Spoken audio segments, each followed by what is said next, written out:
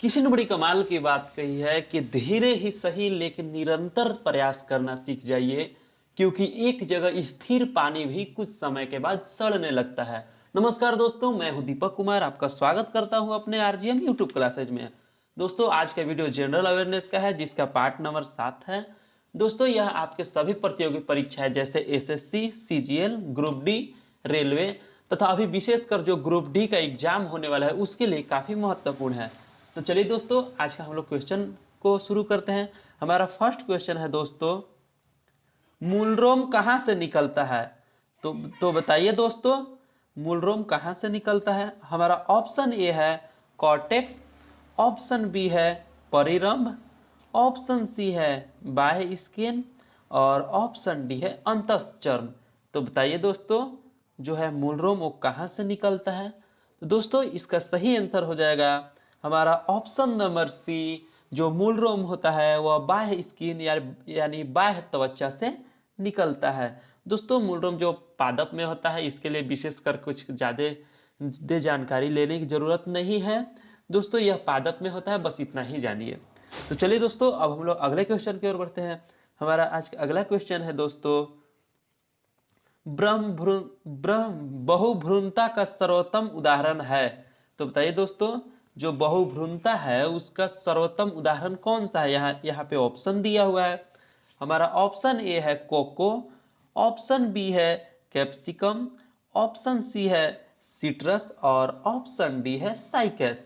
तो बताइए दोस्तों, कौन सा जो है बहुभ्रूणता का सर्वोत्तम उदाहरण है? तो दोस्तों, इसका सही आंसर हो जाएगा हमारा ऑप्शन नंबर सी, सिट्रस, यानी इसे नींबू वंश के नाम से भी जाना जाता है। दोस्तों, इसे साइट्रस के अंतर्गत के जो इस टाइप के फल होते हैं, उसे जैसे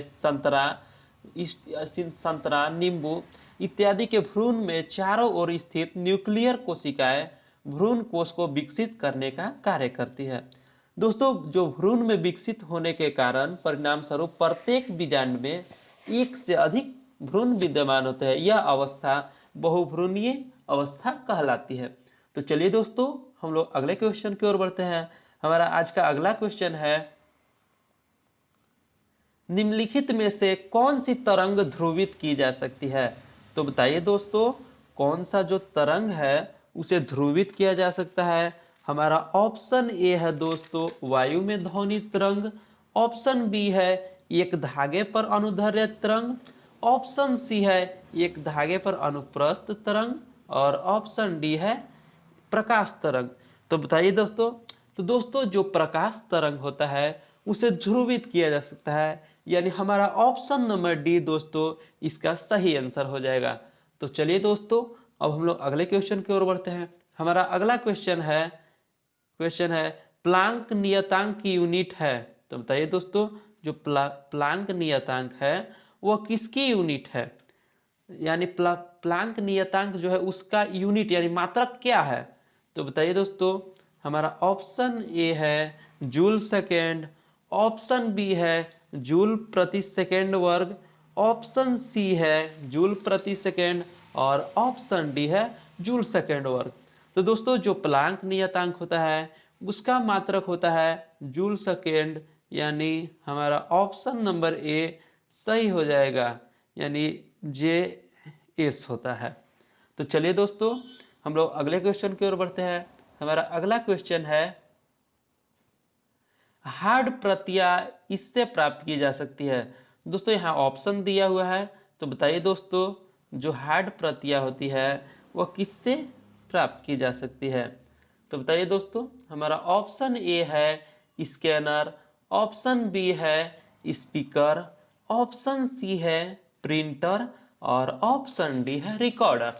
तो बताइए दोस्तों, तो इसका सही आंसर हो जाएगा हमारा प्रिंटर, यानी ऑप्शन सी सही आंसर हो जाएगा। दोस्तों, यहाँ हार्ड कॉपी और सॉफ्ट कॉपी दो होता है। हार्ड कॉपी से तात्पर्य है कंप्यूटर द्वारा निकाली गई किसी भी सूचना से संबंधित प्रिंटेड कॉपी से है, जबकि कभी कभी इसे प्रिंट आउट कॉपी के नाम से भी जाना जाता है हार्ड कॉपी को।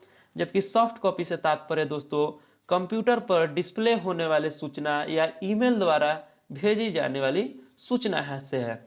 तो चलिए दोस्तों, हम लोग अगले क्वेश्चन की ओर बढ़ते हैं। हमारा अगला क्वेश्चन है, निम्नलिखित में से किस खनिज में ऑक्सीजन नहीं होता? तो बताइए दोस्तों, यहाँ पे जो ऑप्शन दिया हुआ है इनमें से किसमें ऑक्सीजन नहीं पाया जाता है? तो बताइए दोस्तों, हमारा ऑप्शन ए है हेमाटाइट, दोस्तों यहाँ हेमाटाइट होगा। ऑप्शन बी है बॉक्साइट, ऑप्शन सी है क्रायोलाइट, ऑप्शन डी है कैल्साइट। तो बताइए दोस्तों, इसमें से किसमें कौन सी खनिज में ऑक्सीजन नहीं पाया जाता है? तो दोस्तों इसका सही आंसर हो जाएगा हमारा ऑप्शन नंबर सी, यानी क्रायोलाइट में जो है ऑक्सीजन नहीं पाया जाता है। दोस्तों यह जो होता है यानी क्रायोलाइट जो होता है शीशे के समान रंगहीन ब्राइट रेडिश तथा ग्रे ब्लैक प्रिज्मीय एक तनिक क्रिस्टल के रूप में पाया जाता है। दोस्तों इसका प्रयोग की बात की जाए तो इसका प्रयोग कीटनाशी और पीड़कनाशी के रूप में किया जाता है। दोस्तों जो आतिशबाजी यानी जो पटाखा होता है उसमें पीला रंग देने के लिए भी क्रायोलाइट का उपयोग किया जाता है। तो चलिए दोस्तों, अब हम लोग अगले क्वेश्चन की ओर बढ़ते हैं। हमारा अगला क्वेश्चन है, लवण को बनाने के लिए निम्नलिखित में से क्या अम्ल से हाइड्रोजन को प्रतिस्थापित करेगा? तो बताइए दोस्तों, जो है लवण को बनाने के लिए क्या चीज अम्ल से हाइड्रोजन को प्रतिस्थापित करेगा? तो बताइए दोस्तों, हमारा ऑप्शन ए है ये सल्फर, ऑप्शन बी है Na यानी सोडियम, ऑप्शन सी है H और ऑप्शन डी है P यानी फास्फोरस। तो बताइए दोस्तों, इसमें से कौन सा जो है अम्ल से हाइड्रोजन को प्रतिस्थापित कर देगा? तो दोस्तों इसका सही आंसर हो जाएगा, हमारा ऑप्शन नंबर जो है वह बी हो जाएगा, यानी सोडियम जो है अम्ल से हाइड्रोजन को प्रतिस्थापित कर देगा, यानी हमारा ऑप्शन बी इसका सही आंसर हो जाएगा। तो चलिए दोस्तों, हम लोग अगले क्वेश्चन की ओर बढ़ते हैं। हमारा अगला क्वेश्चन है, ज्वालामुखी सक्रियता द्वारा किस प्रकार की झील बनती है? तो बताइए दोस्तों, जो ज्वालामुखी जो जब सक्रिय होता है तो उसके परिणाम स्वरूप किस टाइप का झील बनता है? हमारा ऑप्शन ए है लैंगून झील, ऑप्शन बी है अलावन झील, ऑप्शन सी है ज्वालामुखी झील और ऑप्शन डी है जो है दोस्तों कास्टर झील। तो बताइए दोस्तों, इसका सही आंसर हो जाएगा हमारा ऑप्शन नंबर सी, यानी कि जब ज्वालामुखी सक्रिय होता है तो उसके परिणाम स्वरूप ज्वालामुखी झील का निर्माण होता है। दोस्तों यह विशेष रूप से जब ज्वालामुखी के ऊपरी जो सिरा होता है उस पर बड़ा छिद्र होने के कारण ज्वालामुखी जब फटता है तो भूमि के दब जाने से निर्मित कुंडा के कारण निर्मित झिल्ली ज्वालामुखी कुंड झीलें कहलाता है। दोस्तों यदि इसमें भरे हुए जल द्वारा दबाव पड़ने के रूप में इन झीलों का निर्माण होता है, यानी कि जब दोस्तों जहाँ से ज्वालामुखी निकलती है तो वहाँ पे काफ़ी गड्ढा हो जाता है, और जब उसमें जब उसमें जल का जमाव होता है या जब अंदर से जो दाब पड़ता है तो वहाँ से जब जल की निकासी होती है तो वह वहाँ पे एक झील का स्वरूप ले लेती है। दोस्तों इसका उदाहरण की बात करें तो जो 1991 में जो माउंट पिनाटुबो में जो विस्फोट हुआ था दोस्तों, वहाँ पे मानसूनी वर्षा का जल भर जाने के कारण पिनाटुबो झील का निर्माण हुआ था। दोस्तों जो पिनाटुबो झील है वह ज्वालामुखी द्वारा निर्मित झील है। तो चलिए दोस्तों, हम लोग अगले क्वेश्चन की ओर बढ़ते हैं। हमारा अगला क्वेश्चन है, उत्तरी अमेरिका में शीतोष्ण घास स्थल किस नाम से जाना जाता है? तो बताइए दोस्तों, जो उत्तरी अमेरिका है वहाँ पे शीतोष्ण घास स्थल को किस नाम से जाना जाता है? हमारा ऑप्शन ए है पंपास, ऑप्शन बी है डाउन, ऑप्शन सी है स्टेपी और ऑप्शन डी है प्रेयरीज। तो बताइए दोस्तों, इसका सही आंसर हो जाएगा हमारा, यानी उत्तरी अमेरिका में शीतोष्ण घास स्थल को प्रेयरीज नाम से जाना जाता है, यानी हमारा ऑप्शन नंबर डी सही हो जाएगा। दोस्तों यदि हम पंपास की बात करें तो दोस्तों तो यह है दक्षिण अमेरिका में जो शीतोष्ण घास स्थल है उसे पंपास के नाम से जाना जाता है दोस्तों। और यदि दक्षिण अफ्रीका की बात करें तो वहाँ पे बेल्ट के नाम से जाना जाता है, तथा जो एशिया में इसे स्टेपी नाम से भी जाना जाता है। तो चलिए दोस्तों, यानी घास स्थल वही है लेकिन नामकरण इसका अलग अलग, सभी जगह अलग अलग नामों से इसे जाना जाता है, यानी शीतोष्ण घास स्थल को। तो चलिए दोस्तों, अब हम लोग अगले क्वेश्चन की ओर बढ़ते हैं। हमारा अगला क्वेश्चन है, लक्षद्वीप में कितने द्वीप समूह है? तो बताइए दोस्तों, जो लक्षद्वीप जो भारत का एक केंद्र शासित प्रदेश है, उसमें द्वीपों की संख्या कितनी है? तो दोस्तों हमारा ऑप्शन ए है 17, ऑप्शन बी है 27, ऑप्शन सी है 36 और ऑप्शन डी है 47। तो बताइए दोस्तों, जो लक्षद्वीप है उसमें कुल द्वीपों की संख्या कितनी है? तो दोस्तों इसका सही आंसर हो जाएगा, लक्षद्वीप में कुल द्वीपों की संख्या जो है वह 36 है। दोस्तों यदि इसकी बात की जाए तो यह जो है यानी लक्षद्वीप जो है वह 32 वर्ग किलोमीटर इसका क्षेत्रफल है, यानी इसी में यह फैला हुआ है। दोस्तों यह भारत का एक केंद्र शासित प्रदेश है। दोस्तों यहाँ पे भी द्वीप भी है, उसमें बहुत मतलब अलग अलग प्रकारों में बांटा हुआ है। जैसे यहाँ 12 जो है प्रवाल द्वीप है, 3 जो है शैलभित्ति द्वीप है, जो 5 जो है दोस्तों वह जलमग्न बैंक है, और 10 जो है निवासीय द्वीप शामिल है। तो चलिए दोस्तों, हम लोग अगले क्वेश्चन की ओर बढ़ते हैं। दोस्तों यदि आपको हमारी क्वेश्चन समझ में आती है तो लाइक कीजिए, शेयर कीजिए तथा सब्सक्राइब करना मत भूलिए। तो चलिए दोस्तों, हमारा अगला क्वेश्चन है, पंडित शिव कुमार शर्मा किसके प्रतिपादक थे? तो बताइए दोस्तों, जो पंडित शिव कुमार शर्मा थे वह किस चीज के प्रतिपादक थे? हमारा ऑप्शन ए है मेंडोलिन, ऑप्शन बी है संतूर, ऑप्शन सी है सितार और ऑप्शन डी है वीणा। तो बताइए दोस्तों, जो पंडित शिव कुमार शर्मा थे वह किस चीज के प्रतिपादक थे? तो दोस्तों इसका सही आंसर हो जाएगा ऑप्शन नंबर बी, यानी संतूर के वो प्रतिपादक थे। तो चलिए दोस्तों, हम लोग अगले क्वेश्चन की ओर बढ़ते हैं। हमारा अगला क्वेश्चन है, नोबेल पुरस्कार प्रति वर्ष कहाँ बांटे जाते हैं? तो बताइए दोस्तों, जो नोबेल पुरस्कार होता है वह प्रति वर्ष कहाँ बांटे जाते हैं? हमारा ऑप्शन ए है मनीला, ऑप्शन बी है स्कॉटहोम, ऑप्शन सी है जिनेवा और ऑप्शन डी है न्यूयॉर्क। तो बताइए दोस्तों, नोबेल पुरस्कार प्रतिवर्ष कहाँ बांटे जाते हैं?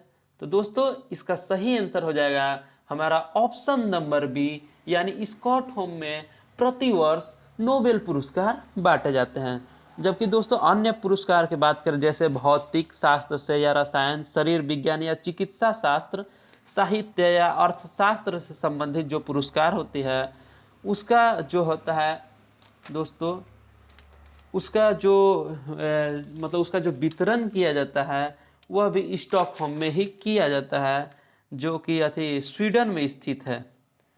तो चलिए दोस्तों, हम लोग अगले क्वेश्चन की ओर बढ़ते हैं। हमारा अगला क्वेश्चन है,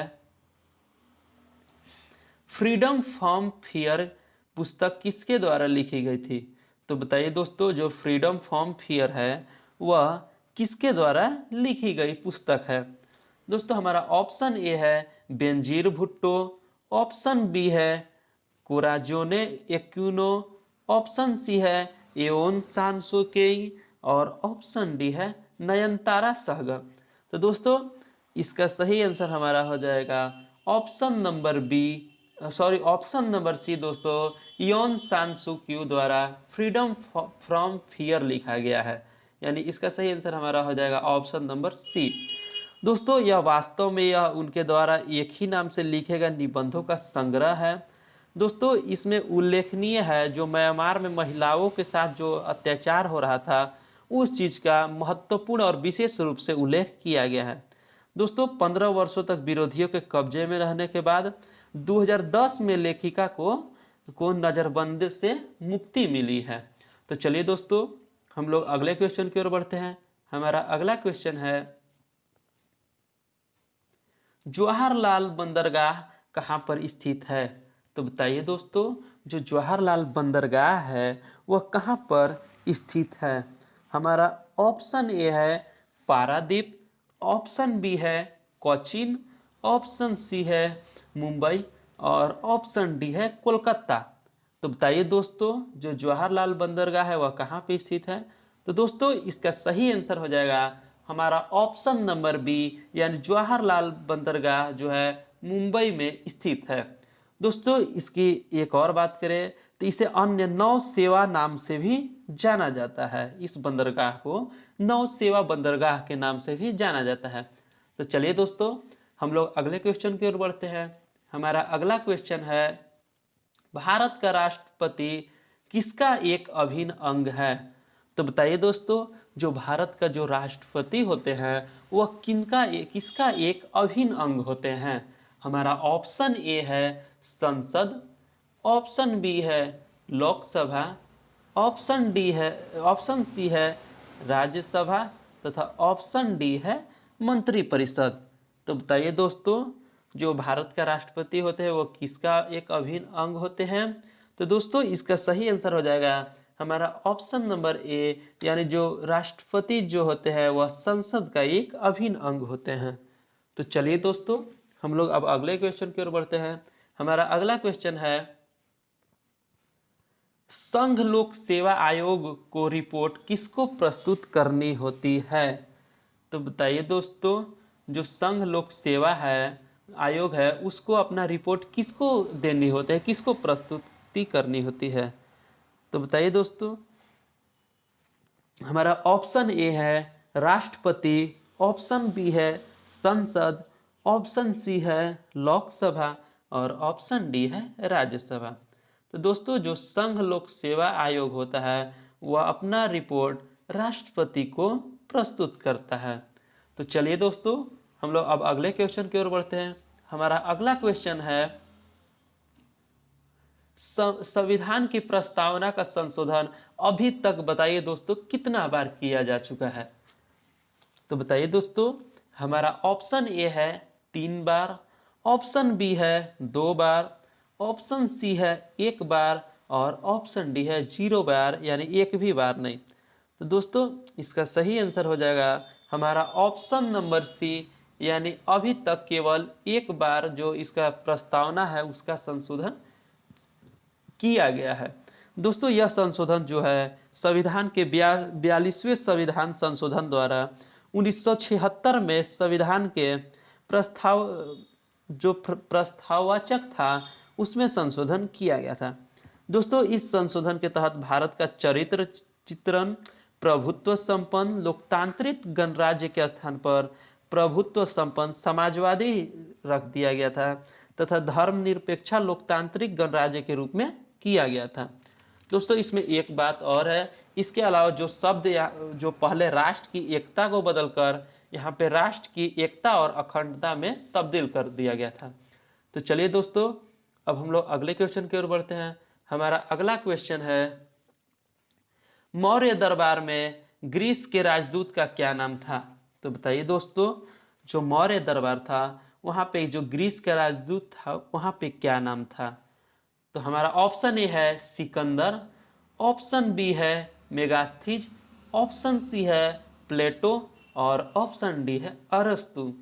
तो दोस्तों इसका सही आंसर हो जाएगा हमारा ऑप्शन नंबर बी, यानी जो मौर्य दरबार में है जो ग्रीस के राजदूत का नाम वो मेगास्थीज था, यानी हमारा ऑप्शन बी सही हो जाएगा। तो चलिए दोस्तों, हम लोग अगले क्वेश्चन की ओर बढ़ते हैं। हमारा अगला क्वेश्चन है, दिल्ली सुल्तान का शासन कब प्रारंभ हुआ? तो बताइए दोस्तों कब प्रारंभ हुआ? हमारा ऑप्शन ए है 1106, ऑप्शन बी है 1206, ऑप्शन सी है 1306 और ऑप्शन डी है 1406। तो दोस्तों इसका सही आंसर हो जाएगा, यानी दिल्ली सुल्तान का शासक जो है 1206 ईस्वी से शुरू हुआ, यानी इसका ऑप्शन नंबर बी हमारा सही हो जाएगा। तो दोस्तों आज का अब चलिए लास्ट क्वेश्चन की ओर चलते हैं। हमारा आज का लास्ट क्वेश्चन है, भारत में चमड़े की प्रतीक मुद्रा किसने प्रारंभ की? तो बताइए दोस्तों, जो है चमड़े की प्रतीक मुद्रा किसने प्रारंभ की थी? हमारा ऑप्शन ए है अकबर, ऑप्शन बी है मोहम्मद बिन तुगलक, ऑप्शन सी है बाबर और ऑप्शन डी है हुमायूं। तो बताइए दोस्तों, तो दोस्तों इसका सही आंसर हो जाएगा जो भारत में जो चमड़े के प्रतीक मुद्रा की शुरुआत जो है मुहम्मद बिन तुगलक ने की थी। तो दोस्तों यह था आज का अंतिम प्रश्न। दोस्तों यदि आपको हमारे वीडियो अच्छे लगे हो तो लाइक कीजिए, शेयर कीजिए तथा सब्सक्राइब करना मत भूलिए। दोस्तों तो चलिए हम लोग अब मिलते हैं अगले वीडियो में। तब तक के लिए वंदे मातरम। मातरम। जय हिंद, जय भारत।